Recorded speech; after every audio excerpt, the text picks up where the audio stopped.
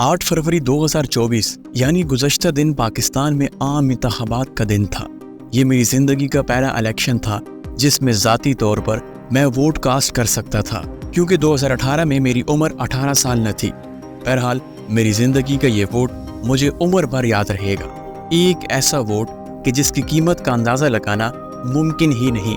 जिन election से पहले ही पाकिस्तान की एक मखसूस पार्टी को विनर करार दिया जा रहा था, पाकिस्तानी मेन स्ट्रीम मीडिया पर चंद जमातों के हवाले से इंतहाई पॉजिटिव रिपोर्टिंग की गई, जबकि मुल्क की एक सबसे बड़ी जमात बल्कि आलमी तौर पर एक मकबूल तरीन जमात यानी पाकिस्तान तहरीक इंसाफ को हर किस्म के मीडिया से दूर रखा गया। बहरहाल आते हैं अब इलेक्शन के इस दिन पर और बात करते हैं 8 फरवरी की।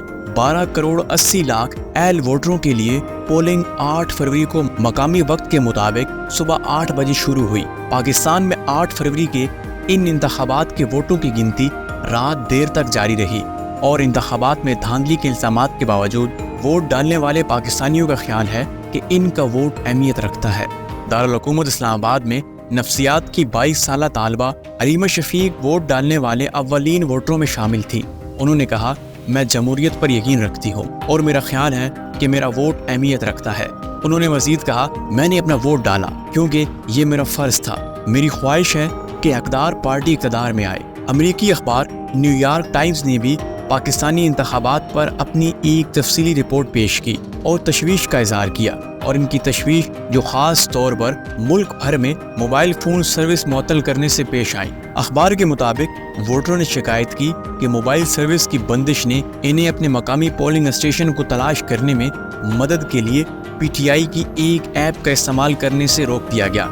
यहाँ आपको बताते चलें कि जिस पार्टी का मैं जिक्र कर रहा हूँ यानी PTI, ये वो जमात है कि जिसका अपना इंतखाबी निशान तक इनके पास नहीं था।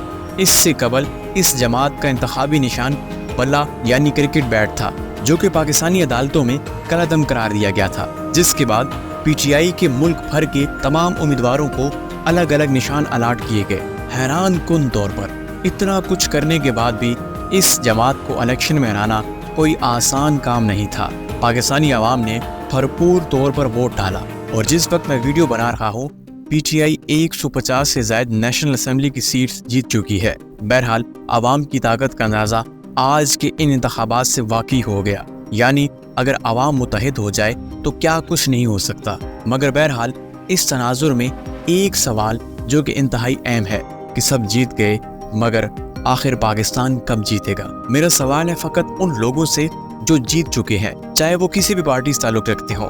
मगर मेरा एक ही सवाल है सबसे, आप जीत गए, गवर्नर बन गए, MPA बन गए, MNA बन गए, वज़ीर ख़ारजा बन गए, वज़ीर दाखिला बन गए, तुम अगरचे वज़ीर आज़म बन गए, आप चीफ ऑफ आर्मी स्टाफ बन गए, आप तो अमीर हो गए, आपकी नस्लें तो आगे बढ़ गई, आपकी जायदादें बन गई, प्लाट्स बन गए, मगर पाकिस्तान की आम आवाम के लिए क्या बना? तुम तो आवाम की खिदमत के लिए आए थे, तुम तो इस आवाम से वादे कस्में खाकर आए थे। बताओ तो ज़रा, आवाम को क्या फ़ायदा हुआ तुमसे?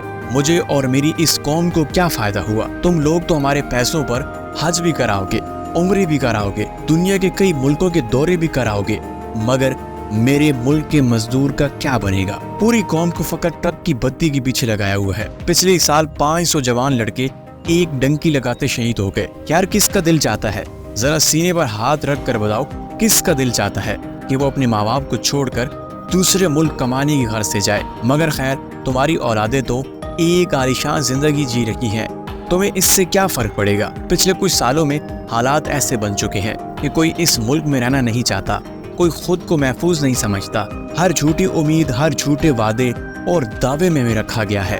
खुदारा मेरी हाथ जोड़कर अपील है कि जिसकी भी हुकूमत बने, इन तमाम सवालात को एक बार ज़हन नशीन कर लें। एक बात सोच लीजिएगा कि आवाम ने आपको ऐवानों तक क्यों पहुंचाया है। खुदारा इंतकाम लेना बंद कीजिए, आवाम का, मुल्क का सोचिए।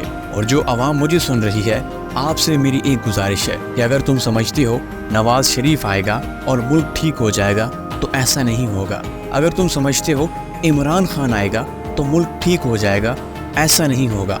आप नवाज शरीफ और इमरान खान को रो रहे हो, अरे तुम अगर दुनिया के अक्लमंद तरीन लीडर को भी यहाँ ले आओ तो वो भी यहाँ कुछ नहीं कर सकेगा। جس دن پاکستانی عوام متحد ہو گئی اسی دن پاکستان کی ترقی شروع ہو جائے گی۔ بہت لوگ میری بات سے شاید اتفاق نہ کریں، مگر اللہ نے بھی قرآن میں فرمایا ہے کہ اللہ تب تک اس قوم کے حالات نہیں بدلتا جب تک وہ خود اپنے حالات نہ بدلے۔ امید ہے ہمارا آج کا پیغام آپ کو بھرپور پسند آیا ہوگا۔ جاتے جاتے ہمارے YouTube چینل کو لازمی سبسکرائب کیجیے اور ہمیں دیگر سائٹس پر فالو لازمی کیجیے۔ میں آپ سے ملتا ہوں ایک نئی شاندار ویڈیو میں۔